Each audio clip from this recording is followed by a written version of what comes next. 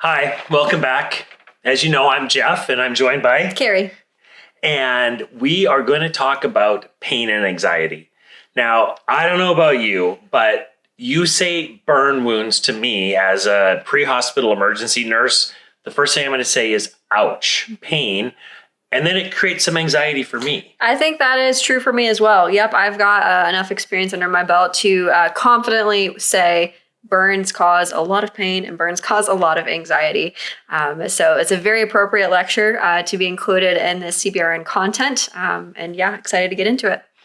Well, we're going to start with a challenge question as we've been doing in all the lectures. So this is your chance to kind of test yourself, a pre-test to see if you know the material. So I'm going to give you a challenge question.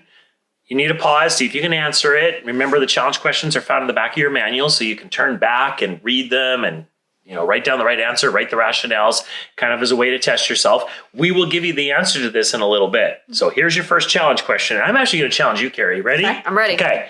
A potential complication of prolonged opioid use is A, liver damage leading to liver failure, B, the development of nociceptive pain, C, an increase in the severity of scarring, or D, increased sensitivity to painful stimuli.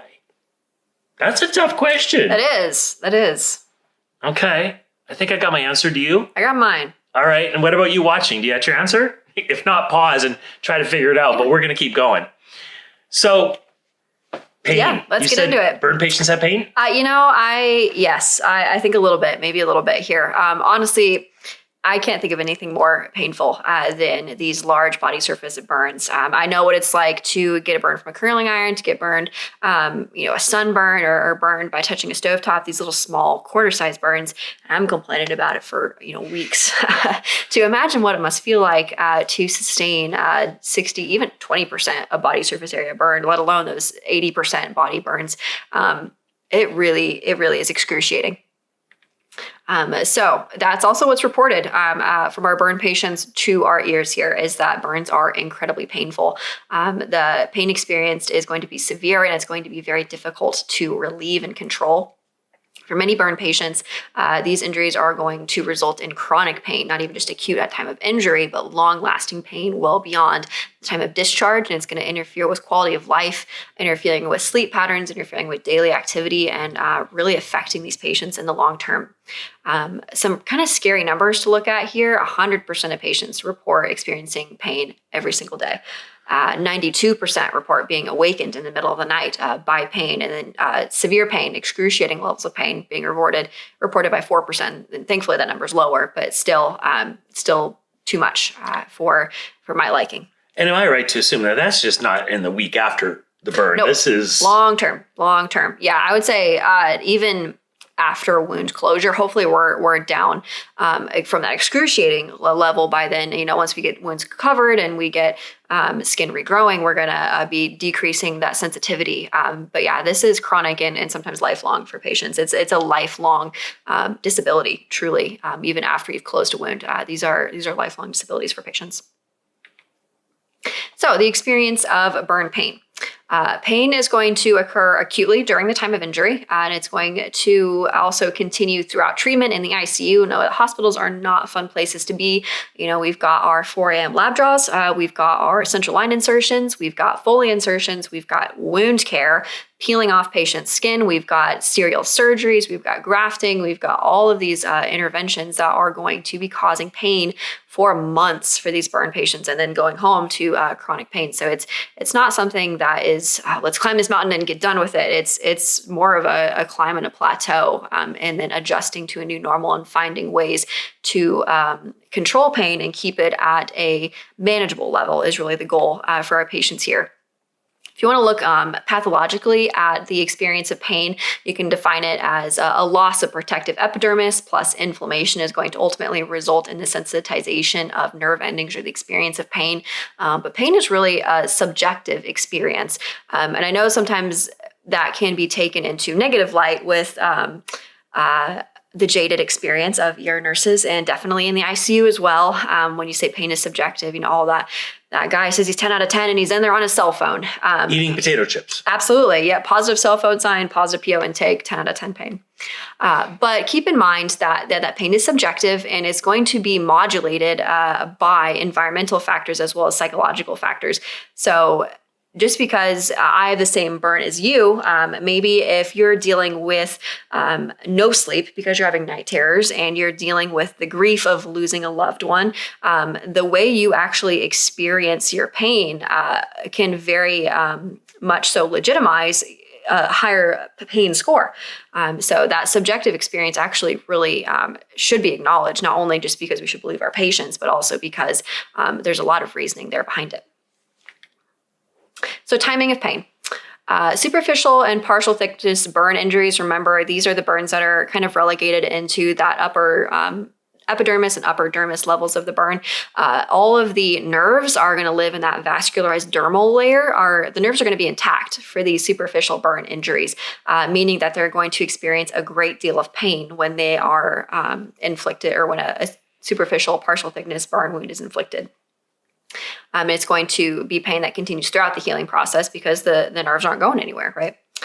For the deep partial and full thickness burn injuries, we've got burns that are extending down into the dermis and down into that nerve tissue. So some of the nerve tissue is going to be destroyed. And that may involve some insensate areas, but it's also going to result in some pretty strong pain signaling because those nerves have been damaged. So they're going to send pain signals up to the brain, interpreted as pain over that area, both in the acute healing phase as well as with wound debridement. That sharp sensation may be lost, but we're still definitely going to be experiencing pain for these burn injuries. Deep throbbing pain is likely to be reported with both superficial and deep burn injuries, again, because of that intense inflammatory response and pressure down through those dermal structures. Something I was always taught, and I know it's true, you can say somebody's got a full thickness burn, so their pain shouldn't be bad, which might be true, but almost always around a full thickness burn is a superficial burn, so it's wrong to say somebody's got full thickness burns, they're not going to experience pain. Absolutely. I can 100% testify. I've seen massive areas of eschar in patients that are just absolutely excruciating pain, just because there's nerve depth. It's kind of like, say, if you get your foot amputated, it doesn't mean that just because you don't have a foot, there's dead tissue there, you're still going to feel pain there because the nerve is damaged. The proximal nerve is damaged. It's going to be sending pain signals to your brain, and you have that surrounding inflammation. Definitely. Now, as far as pain assessment techniques go, a couple things I'm going to say is, number one, we do this all the time, so I'm not going to spend a lot of time on it.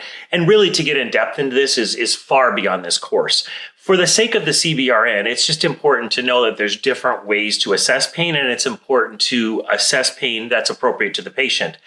For example, self-reporting is the best way to assess somebody's pain, is to ask them what the pain level is. And that seems so obvious. But how many of our burn patients can't self-report? What about if your patient's is intubated and they're on a sedative? They can't self-report. What if the patient, has communication disabilities related to their burns? So while self-reporting seems obvious, how severe is your pain? Using a number scale, using a FACES scale, just asking them to describe their pain. This is the ideal way to assess somebody's pain, but it's going to be limited to those patients who are verbal, to those patients who are able to interact with their environment. In a lot of our patients that are not verbal, that are not able to interact with the environment, we're going to have to use alternate pain measurement forms. And there's a number of them. Right now, if you're watching this on video, you can see some of the examples listed on the screen: the critical care pain observation tool, the behavioral pain scale, and so on. These different scales have been developed that do provide some accuracy, and they are evidence-based, that will help you assess the pain in the patient who cannot verbalize it.